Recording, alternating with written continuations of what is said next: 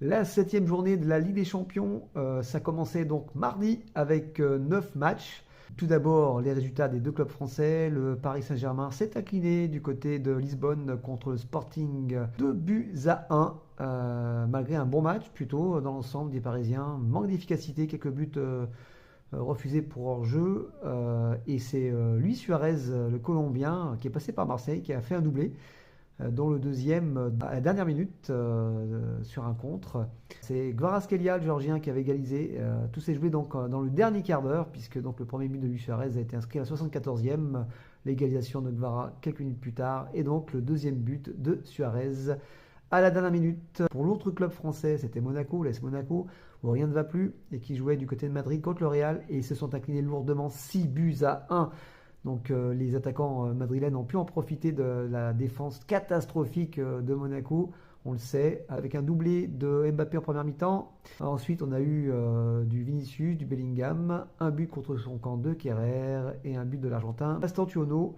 Voilà, et c'est Thésée qui avait réduit l'écart entre-temps. Tous les autres résultats, on commence par Bruges qui s'est imposé du côté du Kazakhstan. 4 buts à 1 contre le Kairat Almaty un peu plus tôt.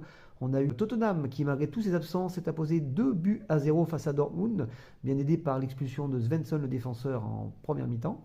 Le gros match, c'était l'Inter qui recevait Arsenal invaincu, et Arsenal continue à être le gros de cette Ligue des Champions en s'imposant 3 buts à 1 avec un doublé de Gabriel Jesus et un but de Gyökeres en fin de match qui est rentré, qui n'était pas titulaire. Et c'est Susic qui avait égalisé entre-temps en première mi-temps, mais 3 buts à 1 pour Arsenal du côté de Milan. La grosse surprise, ce sont les Norvégiens de Bodo qui s'imposent 3 buts à 1 face à City. On pensait que City allait s'imposer du côté de la Norvège, et non, Hauge qui fait un doublé et Hauge qui marque le troisième but. Cherki avait relancé un peu l'espoir à un moment en deuxième mi-temps, mais Rodri qui prend 2 jaunes en deuxième mi-temps a un petit peu déstabilisé son équipe puisqu'ils ont joué à 10 et ils n'ont pas réussi à revenir face aux Norvégiens de Bodo. L'Olympiakos qui s'impose 2 buts à 0 face au Bayer Leverkusen. Moi j'y attendais ce match. Les Grecs qui avaient fait plutôt de bons matchs, pas récompensés, et qui s'impose cette fois-ci contre les Allemands Leverkusen.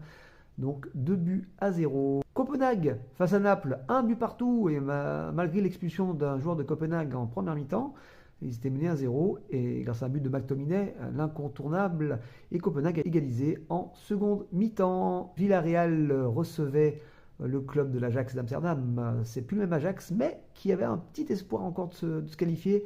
Villarreal était déjà éliminé avec 1 point, 3 points de l'Ajax, et l'Ajax s'est imposé 2 buts à 1 à la dernière minute. Ils peuvent encore espérer quelque chose, même s'ils ont un très mauvais goal average. Voilà pour tous les résultats. À demain pour Marseille-Liverpool.